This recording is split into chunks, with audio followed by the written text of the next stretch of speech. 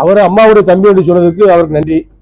அதே சமயத்தில் அவருடைய பேச்சுக்கள் என்ன நினைக்கிறாரு, திமுகவில் இருக்கிற சங்கடங்கள் இருந்து அங்க பேசிக்க வேண்டியதான், எங்களையே சொல்லிட்டு கிடக்கக்கூடாது. எங்கிட்ட வர்ற மாதிரி முதல்ல வந்திருக்க வேண்டியதானே. நாங்க வேண்டாம் சொல்றோம்.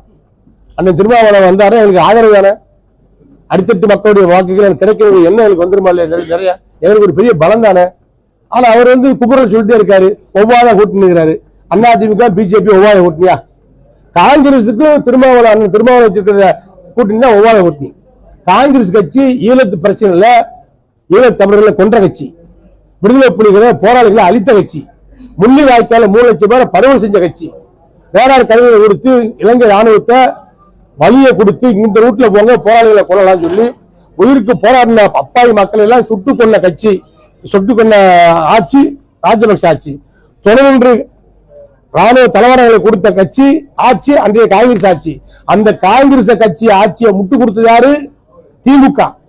ஆக முரண்பட்டு ஒரு கூட்டணி அண்ணன் திருமாவளவன் வைத்திருக்கின்ற அந்த காங்கிரஸ் திமுக கூட்டணி தான். இவர் போராளிகளை ஆதரிக்கிறது, தமிழ் ஈழத்தை ஆதரிக்கிறது. இவர் எப்படி திருமாவளவன் போய் சேர்ந்தாரு?